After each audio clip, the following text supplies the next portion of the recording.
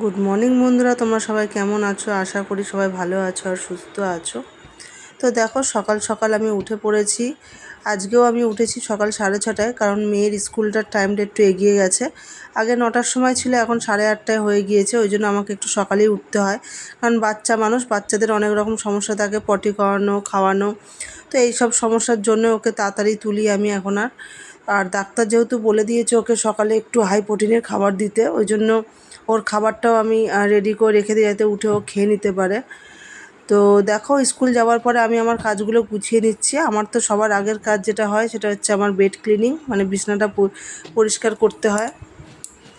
তো বিছানাটা আমি গুছিয়ে নিলাম, ভালো করে বিছানাটা গুছিয়ে ঝেড়ে কমপ্লিট করে নিলাম। কারণ হচ্ছে বিছানাটা মানে গুছিয়ে নিলে অনেকটাই কাজ এগিয়ে যায়। তো তারপরে আমি রান্নাঘরের দিকে চলে এসেছিলাম। রান্নাঘরে এসে একটু ডাল সেদ্ধ বসিয়ে দিয়েছিলাম। আজকে সেরকম কিছু রান্না করব না, কারণ হচ্ছে কালকের একটু আলু পটলের তরকারি আছে, আর পুঁই শাকের তরকারি আছে। ওই জন্য শুধু ডালটা করলাম, কারণ মেয়ে যদি তরকারি না খায় ওই জন্য ডাল দিয়েও খেতে পারে, ওই জন্য একটু ডাল করলাম। পরে একটু ডিম ভেজে নেব। তো আজকে দেখো, আজকে আমি মানে কাজ যেহেতু আমার রান্নাটা নেই, সেই জন্য আজকে আমি ভাবলাম যে ফ্রিজটা একটু পরিষ্কার করব। অনেক দিন ধরেই ভাবছি যে ফ্রিজটা পরিষ্কার করব, সময় হয়ে উঠছে না।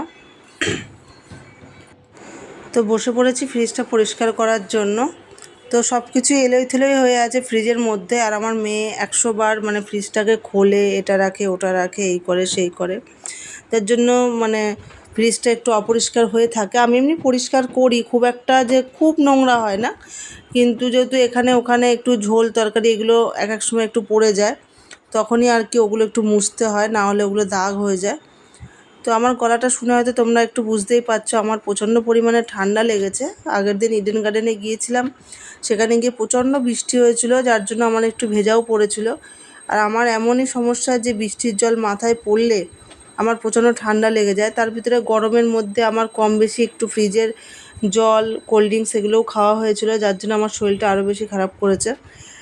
আর আমার তো টনসিলের সমস্যা, এবার ঠান্ডা লাগলেই আমার টনসিলটা আগে মানে ব্যথা করে আর কি, গলাটা খুব ব্যথা করে। তো যাই হোক, দেখো ফ্রিজটা আমি ক্লিন করে নিলাম। তো বাথটবটা, সবজির বাথটবটা আমি আর মাজলাম না, শুধু ওটা মুছে ঢুকিয়ে দিলাম, কারণ আগের দিন আমি সবজির বাথটবটা মেজেছিলাম। তো ওই জন্য আজকে আর মাজলাম না, শুধু আমি ভালো করে একটু মুছে নিলাম চারিদিকটা। আমি ফ্রিজে যখন মুছি, আমি কী দিয়ে মুছি বলো তো? আমি মুছি লেবু আর হচ্ছে একটু মানে খাবার সোডা দিয়ে আর কি ফ্রিজটা একটু মুছে নিই। তাহলে কী হয়, ফ্রিজের মধ্যে যদি কোনো গন্ধ থাকে বা কিছু থাকে, সেটা আর থাকে না। ঠিক আছে, তোমরাও একবার করে দেখতে পারো, উপকার হবে আশা করি। তো এদিকে দেখো, ওই দিকটা আমার পরিষ্কার হয়ে গিয়েছে। তো এই দিকটা আমি পরিষ্কার করে নিচ্ছিলাম, দরজার সাইডটা। তো দেখো, ফ্রিজের ডোরটা মানে আমি ওটা খুলতেই পারছিলাম না, অনেক চেষ্টা করছিলাম। তো এত শক্ত যে আমি নিচটা খুলতেই পেলাম না, নাহলে আরেকটু ভালো করে মোছা যেত, মানে তলায় অনেক কিছু ঢুকে যায় আর কি, ছোটো ছোটো নোংরা। তো ওটা আমি খুলতে পারলাম না বলে আর মুছতে পারলাম না। কী করব, বেশি টানাটানি করলে যদি ভেঙে যায়, ওই জন্য আর খুললাম না। তো দেখো, আমি এবার ফ্রিজটা মানে মোছা কমপ্লিট হয়ে গেছে মোটামুটি। তো এবার উপরেরটাও মুছবো, ওই জন্য এগুলো আমি সব গুছিয়ে আগে ঢুকিয়ে দিলাম।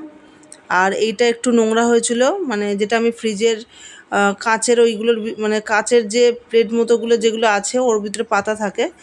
তো ওই জন্য ওটা নোংরা হয়েছিল, ওটা পরিষ্কার করবো বলে বাইরে রেখে দিলাম।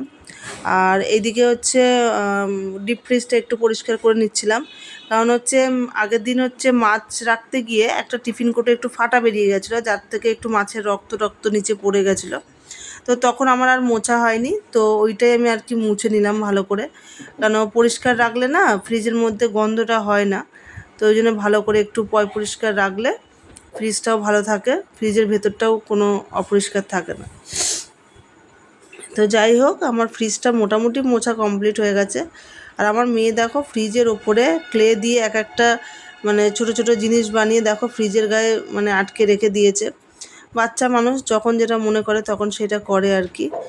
আর আগের দিনও করছিল, তো আমাকে বললো, মা আমি এগুলো লাগিয়ে দেবো। আমি বললাম, লাগা, তোর যা ইচ্ছে কর, আর কি করবি। তাও লাগিয়েছিল। তো দেখো, তারপর আমি কলিং দিয়ে পুরো ফ্রিজটা একটু মুছে নিলাম। ফ্রিজটা যেহেতু নতুন, এবার কলিং দিয়ে মুছলে না আরও নতুন নতুন লাগে, বেশ ভালোই লাগে। আমি যখনই ফ্রিজ মুছি আমার যেন মনে হয় আমার ফ্রিজটা নতুনই নতুন, মানে বোঝাই যায় না। মানে যে ব্যবহার হয় সেটা খুব একটা বোঝা যায় না, তো সবসময় ক্লিন করেই আর কি রাখি। তো দেখো আমার কমপ্লিট হয়ে গেছে। এই যে আমার লাস্ট পুরোটা আমি দেখিয়ে দিলাম লাইটটা জ্বালিয়ে কীরকম লাগছে, দেখো পুরো পরিষ্কার। তো বন্ধুরা আজকের ভিডিওটা আমি এই পর্যন্তই করছি। আমার আজকের ভিডিওটাই ফ্রিজটা ক্লিন করা ছিল, তো আমার করা হয়ে গেছে, তোমাদের সাথে শেয়ার করলাম। ভিডিওটা ভালো লাগলে অবশ্যই লাইক কমেন্ট শেয়ার করো। টাটা।